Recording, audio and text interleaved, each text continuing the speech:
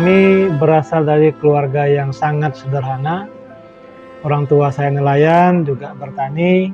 Orang tua saya itu sebenarnya lama berdomisili itu di dusun kecil di Kecamatan Pulau Maya. Sedangkan saya sendiri tidak lama di Pulau Maya karena memang walaupun sempat bersekolah di sana, karena saya dititipkan di kakek dan nenek saya di Sukadana. Oleh karena itu memang sebenarnya masa kecil saya di SD itu sampai SMA itu lebih banyak membebani keluarga sebelah paman, bibi dan kakek nenek seperti itu. Pernah ya cari hidup lah, numpang dengan paman, numpang dengan bibi, numpang dengan kenalan, cari bapak angkat, anak angkat seperti itulah. Katakanlah si Romi ini diisu-isukan uang bukan anak ada Ewa. Hanya numpang lah, kebetulan emaknya itu bekerja di sana, mencari rezeki. Masalah pekerjaan. Saya pas waktu itu di Tulaik bekerja.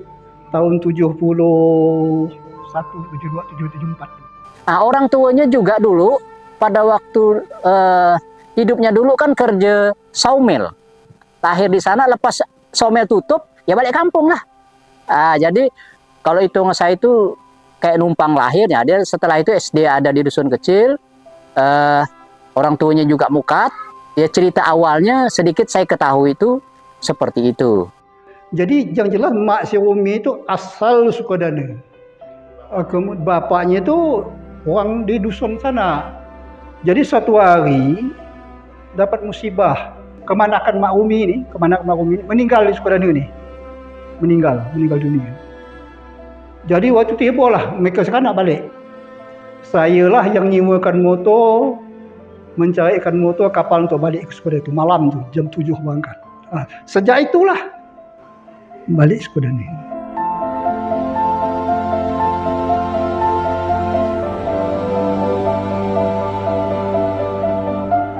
Ya, kami manggilnya Wiwit gitu. Jadi kami tidak terlalu familiar dengan nama Romi Wijaya. Gitu. Jadi sahabat-sahabatnya pun kami bikin grup pun namanya juga Wiwit gitu. Wiwit ini kalau sekolah ini biasanya kalau bawa buku paling 1 atau 2. Ya dibincang gitu aja. Ya, dia tidak banyak bicara. Orangnya tidak terlalu banyak bicara. Tapi pada saat mengumpulkan tugas dan segala macam, ya nilainya lumayan. 90, 100, paling kecil benar 80 lah. Pokoknya nilainya the best lah gitu. Kalau kita umur, dia lahir tahun 74, kami 72. Cuman saking pintar dia, ini SD melompat kelas 1 zaman itu kan kelas 3 gitu. Jadi di SMP ketemu lah kan. Yang paling kecil lah, mungil dia pintar gitu. Kalau saya tuh sebenarnya orang yang jarang belajar sebenarnya. Tapi saya hobi baca. Nah, mungkin cara saya yang berbeda, metode saya yang berbeda. Nah, kalau SD itu, seingat saya itu, saya punya buku mata pelajaran, kalau dulu itu 6 mata pelajaran, itu buku saya itu tidak pernah saya bawa pulang ke rumah. Buku saya itu selalu tinggal di kelas, di meja saya yang paling depan. Di kelas. Tidak pernah saya bawa ke rumah. Di 6 mata pelajaran, 1 tas, itu tidak pernah saya bawa pulang. Nah, terus pada saat guru menerangkan mata pelajaran, tentunya saya menyimak dengan seksama. Makanya saya tidak pernah duduk di belakang, saya duduk paling depan. Kalau lagi SD itu, seperti itu.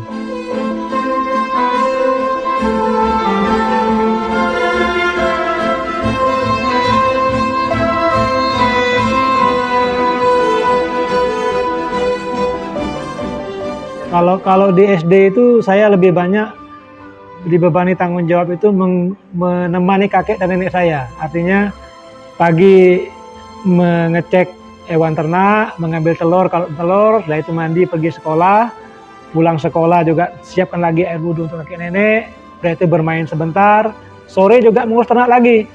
Ya bikin makanan bebek segala macam. Nah setelah itu maghrib diwajibkan ikut ngaji.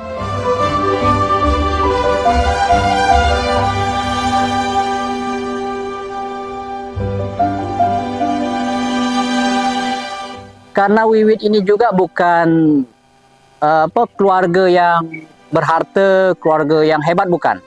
Dia bersama saya ngambil kayu api lah. Dia bawa parang pendek, kalau kami sebut dulu panglatok lah. Kebetulan dia kan anak orang tak mampu itu. Orang tua meninggal dari kecil. Dia masih kecil udah meninggal. Jadi kok sore kadang-kadang ngambil kayu bakar, jual pasir.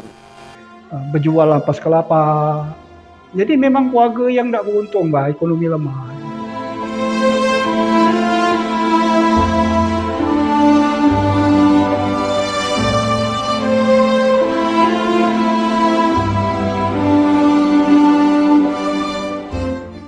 Kalau kami ni kan memang udah bawa duit sekolah zaman itu, udah pandai merokok. Kita sekolah kan udah bawa duit zaman itu kan, dia enggak. Orang tak mampu, Pak. Kena lingkungan keluarga memang orang tidak berada juga. Di perguruan dia di Pontianak tu di Pak Jamaluddin. Kena budak ini punya juga apa kelebihan juga, pintar gitu kan. Setiap orang itu pasti punya cara yang berbeda untuk belajar ya. Nah, kalau saya itu sebenarnya lebih kepada pemahaman. Dengan kreativitas kita, dengan pemahaman kita tentunya, kita juga bisa mengembangkan metode lebih lanjut sepanjang pemahaman kita utuh tentang persoalan itu. Sehingga kadang-kadang rumus kita mengerjakan soal itu bisa berbeda tapi hasilnya sama.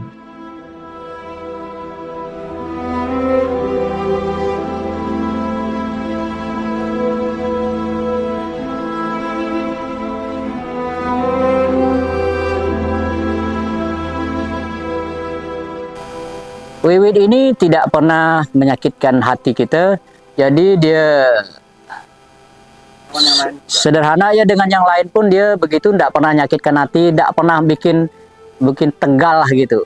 Jadi dia tuh lurus-lurus saja gitu. Jadi dia ini kalau misalnya dia ngomong, ya dia dijalankan sesuai dengan apa yang dia omongnya. Paling saya yang nyakat-nyakat dia apa segala macam. Untuk misalnya saya sakat ini bos kayu api, saya bilang gitu kan. Oh ini bos kayu api ini gitu. Nah di SMP inilah karena memang pada saat itu kan kita juga punya beban kewajiban sebagai siswa itu kan membayar SPP, BP3 dan lain-lain. Nah karena memang kondisi keterbatasan yang ada baik dari orang tua sendiri maupun dari keluarga, saya bekerja mengambil kayu bakar, menjual kayu bakar sehingga dapat uang. Pada saat itu saya ingat itu satu ikat kayu bakar itu 100 puntung lah kalau bahasa kita itu kan, itu sekitar 300 rupiah lah pada saat itu. Dan uang 300 rupiah pada saat itu tuh sebenarnya cukup besar. Di situ juga untuk jajan, di situ juga untuk biaya sekolah dan beli perlengkapan sekolah seperti itu. Romi itu adalah seorang pejuang. Jadi kami dari kecil itu juga punya keinginan bagaimana ke depan kita bisa bermanfaat lah. Jadi kami belajar tekun bersama dengan dia, kadang-kadang belajar bareng di rumah Iskandar, di rumah Pak Saidi Bujang itu, kan Pak Saidi ini guru agama.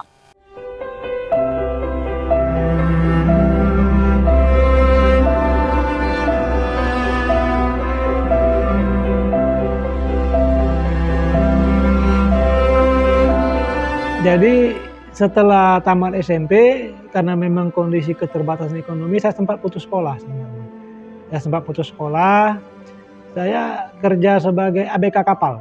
Nah, dulu kan banyak kapal tuh, rute Sukadana, Pontianak, yang membawa dari sini bawa karet, bawa apa, bawa lempuk, bawa segala macam di Pontianak. Nah, dari Pontianak nanti pulang bawa sembako segala macam seperti itu. Karena kapal kita ini kan, yang tempat saya bekerja ini kan juga pernah dikontrak lah untuk narik rakit segala macam. Nah, pada suatu itu kita pernah narik rakit tuh di wilayah Muara Bumbun lah. Muara Bumbun itu bawa ke sawmill di Bumbun itu. Nah, tiba-tiba itu dihantam badai, sedang posisi saya itu di atas rakit sebenarnya. Di atas rakit, rakitnya pecah, sehingga saya hanya berpegangan dengan tali. Nah, berpegangan dengan tali, nah untung saja memang Tuhan macam ini tidak disambar hiu gitu. Itu kayak umpan hiu tuh. Nah, itu kan, ya, umpan tunda lah kalau bahasa gitu kan. Jadi tertati-tati, tetap berusaha sampai naik ke kapal seperti itu. Selalu diingat karena itu sangat ekstrim sekali pada saat itu. Bayangkan anak usia sekolah, tamat SMP, menghadapi hal seperti itu. Beliau ini dasarnya orang tidak mampu. Orang tua dia, orang pelaut, dan mungkin nasib takdir dia. Karena Allah yang Maha Kuasa tadi, dengan giat gigih dia, belajar di sekolah, dia juga orang pintar. Yang berkesan tuh, itulah dia tuh pendiam, tidak begitu banyak bunyi. Jadi kalau kita bertanya itu jawabnya, kalau enggak banyak komentar. Kalau orang pintar itu kan dia tidak banyak ngomong. Sepatah kita ngomong dia jawab sepatah. Jadi si Umi ini, orang keluarga Umi ini tinggal duduk satu keluarga, satu rumah. Banyak adik-beradik mak dia ni banyak adik-beradik dia. Kalau tak salah, menyebut hampir 10 orang kali. Saya bekerja itu hampir 1 tahun. Nah, begitu suatu saat kapal kami itu berlabuh di Semanai. Semanai pada saat itu orang tua saya, ibu saya nyusul ke sana. Jemput saya, suruh pulang. Nah, jadi jadilah Makayau nih, kata bahasa orang tua kan seperti itu. Balik sekolah. Setelah itu saya ikut kata orang tua, balik ke Sudana. Nah, saya sekolah daftar di SMA. Nah, dalam SMA ini baru masuk sekolah 1 SMA pada saat itu ibu saya meninggal dunia. Jadi kami tinggal dengan bapak di rumah peninggalan kakek dan nenek saya lah di depan SD 1 Sukadana itu. Nah, saya berikhtiar juga mencari uang sendiri untuk biaya sekolah. Ya masih tuh jualan pasir segala macam, sambil juga berikan les mata pelajaran pada saat itu. Dia ini kan lahir dari keluarga miskin, dibesarkan pun di kalangan keluarga miskin, dan saya yakin dia akan berjuang buat orang-orang miskin.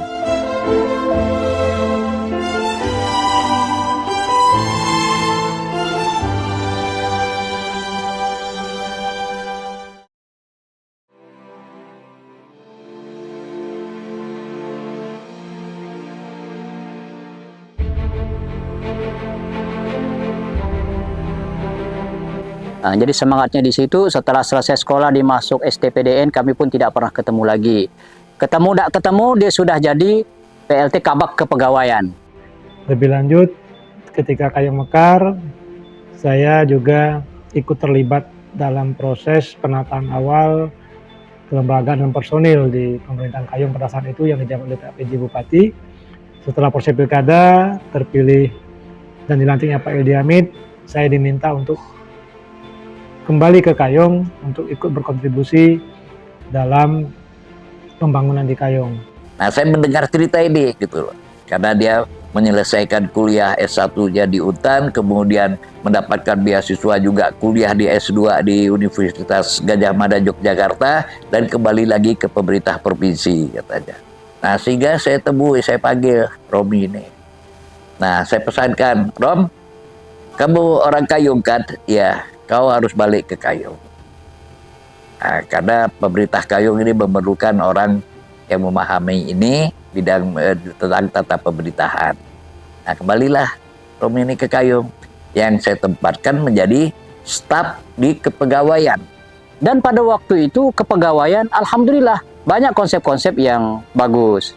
Nah, salah satu penyusunan struktur organisasi maupun kebutuhan pegawai pada saat itu saya tidak punya kemampuan untuk itu, gitu ya. Sehingga itu dapat dilaksanakan oleh Romi, gitu loh. Nah, untuk mudah bekerja di pemerintahan itu, pertama kita harus memahami apa tugas pokok dan fungsi kita. Nah, karena itulah yang menjadi ukuran keberhasilan pelaksanaan tugas kita. Itu yang pertama. Yang kedua, setelah kita memahami tugas pokok dan fungsi kita harus mampu menginventarisir data-data, dokumen, dan regulasi-regulasi yang dibutuhkan terkait pelaksanaan tugas pokok dan fungsi kita. Karena pada umumnya tugas-tugas di pemerintahan itu pasti pendekatannya adalah aturan main yang berlaku. Nah, tidak mungkin sebuah proses itu tidak ada aturannya. Cuma kadang-kadang kita tidak tahu kan, makanya kita harus rajin mencari literatur-literatur dan sumber-sumber informasi terkait aturan yang kita butuhkan untuk kelancaran pelaksanaan tugas tadi. Jadi yang pertama pemahaman tugas, yang kedua harus mampu collecting data yang cukup dan dokumen yang cukup, yang ketiga kuasai aturan mainnya. Nah, insya Allah dengan 3 hal ini modal yang kuat kita untuk sukses bekerja di bidang kita masing-masing di pemerintahan.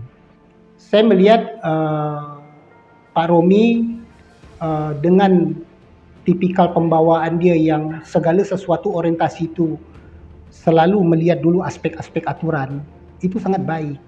Artinya dia melihat dari aspek aturannya. Yang penting kita jangan melanggar aturan dulu. Setelah itu dia di Badan Keuangan Daerah. Alhamdulillah keuangan kita baik. laporan-laporan keuangan kita bagus, dan pada saat kami rapat-rapat di DPRD mengundang mereka, ya jawabannya cukup memberikan kepuasan bagi kami. Dan dari beberapa hasil asesmen yang dilakukan dalam lelang jabatan, saya selalu mendapat kabar dari konsultan ini bahwa Romi selalu yang terbaik. Itu yang kami lihat dari sosok Romi Wijaya yang teguh pada pendiriannya. Dan saya yakin Kayong Utara ini butuh sosok yang memang teguh pada pendirinya, tidak ke kiri dan tidak ke kanan, supaya arah tujuan dari keinginan Kayong untuk lebih sejahtera, saya rasa dapat dimulai dari konsep keteguhan dalam perjuangannya ini. Yang jelas, saya di setiap posisi saya yang saya jabat, yang diembankan kepada saya pegang 3 hal tadi. Nggak mungkin itu yang dilihat. Nah, saya merasa sih, saya bukan ahli juga, enggak juga. Gitu. Saya hanya punya niat dan berusaha bekerja sebaik-baiknya aja seperti itu. Dan antara semua pejabat yang tidak pernah bermasalah itu adalah Pak Romi itu memang tidak pernah bermasalah. Nah, sampai Oso menyuruh dia jadi sekda, sampai nyuruh PJ Bupati. Selama dia berapa bulan dia PJ Bupati, alhamdulillah perkembangan setiap desa, setiap kecamatan dikunjungi, dari segi bantuan, segi apa segala macam itu mereka jelajahi dan mereka sampaikan.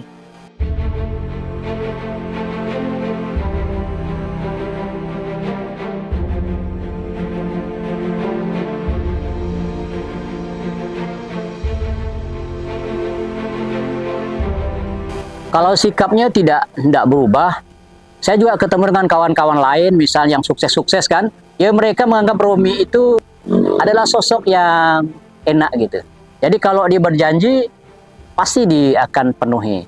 Selama dia menjabat jadi pejabat juga, beliau menjaga amanah. Amanah apapun di kalangan untuk di bidang pemerintahan apa segala macam. Mereka tidak mau, bahkan biarpun misalnya tadi di dinas pendidik tidak mau, oh ini keluarga saya. Hanya orang dia tidak membedakan.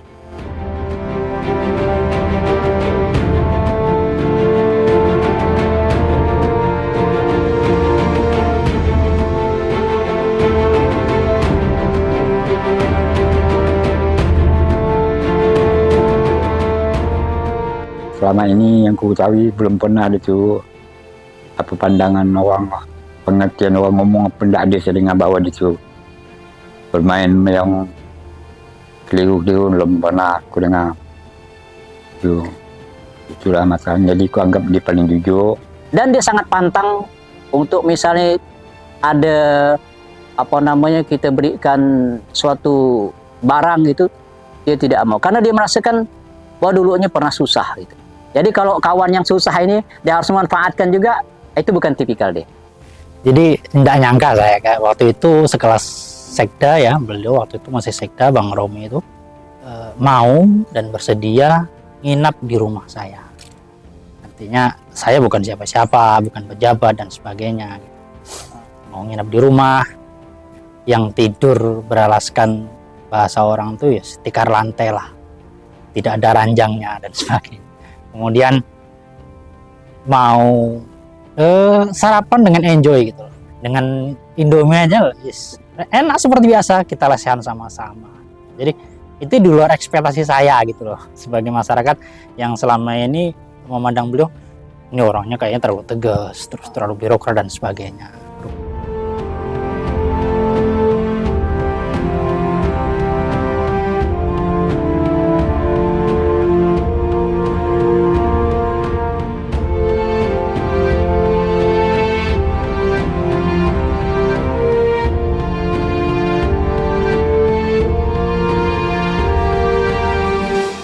Romi ini udah saya suruh maju pada saat berakhirnya masa jabatan saya. Gitu. Nah, saya sudah suruh maju, tapi beliau pertimbangan keluarga dan lain sebagainya datang ke saya belum sanggup lah Pak. Calon bupati yang benar-benar mengibahkan diri untuk masyarakat hanya dia aja gitu. Wah, jabatan sekda, PJ, kalau dia mau cari duit mau 30 tahun tak biasa dimakan, betul tak? Tapi dia maka aku tuh hibah dengan kawan-kawan, benar, luar biasa kan. Keyakinan saya tinggi terhadap beliau. ya, apabila beliau memimpin Kayong Utara ke depan, karena dengan kondisi Kayong yang saat ini artinya kita ingin Kayong kembali seperti pendahulu-pendahulunya, seperti dulu dipimpin Pak Hildi Hamid. Kita ingin kembali untuk on the track lah, bahasa orang pintarnya itu kan ya gitu. Jadi saya yakin dengan kepemimpinan beliau, dengan ketegasan beliau, terus birokrasinya beliau, saya yakin bisa membawa Kayong Utara kan mungkin lebih maju lagi.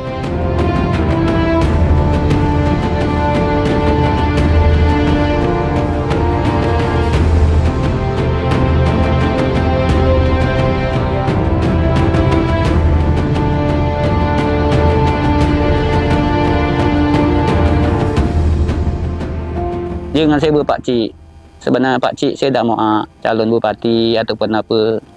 Saya pun dah alhamdulillah saya dah terpilih di Sekda ni. Yang pertama dia bilang dia tidak punya partai. Yang kedua dia tidak punya uang. Tapi antara sebanyak-banyak kita yang daftar itu, kenapa suruh dia? Sampai Oso orang terkenal menyuruh dia. Mungkin sudah dipandang Oso ni, orang ni dah cukup bagus lah, layak lah. Makanya di saat dia pas pendaftaran ke Hanura tu, kami bersujud syukur gak di Ketapang. Waktu di Ketapang kan, berarti yang ditunggu-tunggu lah. Kebetulan beliau ni dipasangkan dengan Amru, itu pun bukan Pak Amru juga, itu dipasang oleh Oso juga. Amru, ini kan Hanura tidak bisa mengusung sendiri nih, mesti koalisi dengan partai-partai lain. Kalau ada partai lain yang menyodorkan wakilnya, kalau terpaksa harus menerima wakil dari partai lain, Amru gimana? Itu yang tanya Pak Usman. Gimana? Apa jawab Amru? Saya jadi ketua timnya aja, Pak. Nah, di situ setelah Amru pulang apa segala subah, Pak Usman walaupun belum menentukan waktu saat itu, ya belum menentukan, tapi Pak Usman udah bilang, ini anak ikhlas. Itu yang saya tangkap. Ya. Pak Usman sudah nyatakan ini anak ikhlas. Nah, karena dia juga sudah bilang. Pertama dia bilang, saya pun kalau Romi tidak maju, saya pun tidak maju. Bukan berarti Romi tidak bisa maju, saya akan mencari ke lawan yang ke pasangan lain gitu. Enggak, Pak. Dia bilang gitu. Saya enggak maju kalau tidak diadu sama Romi. Saya melihat di sini keikhlasan Pak Amru. Karena Pak Amru ini cocok kalau bidang politik. Dia udah paham, bekas mantan dewan. Pak Romi ini pahamnya birokrasi kepemerintahan.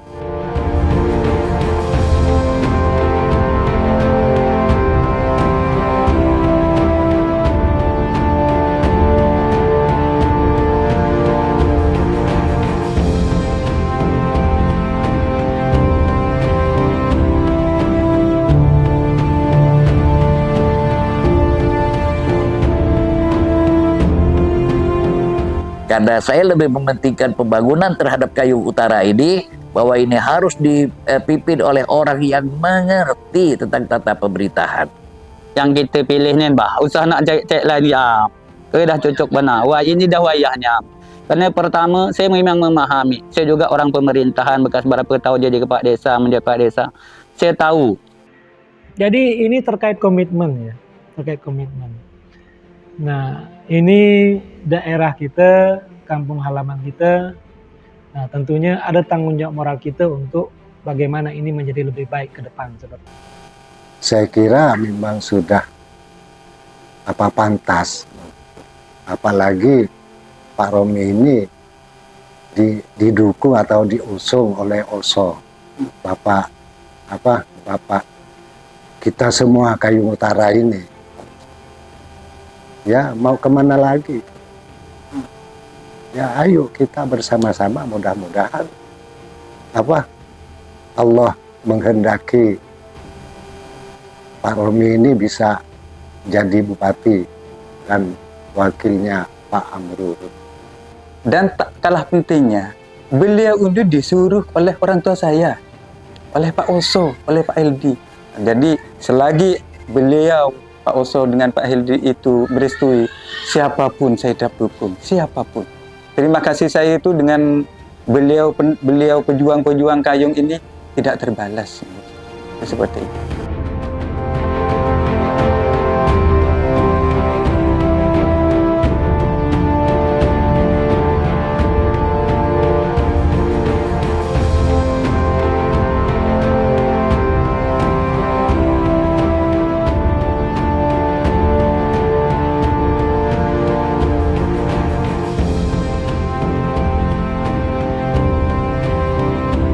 Ya, saya berharap pilkada ini bisa aman, pertama, kemudian juga masyarakat ini terdidik politiknya.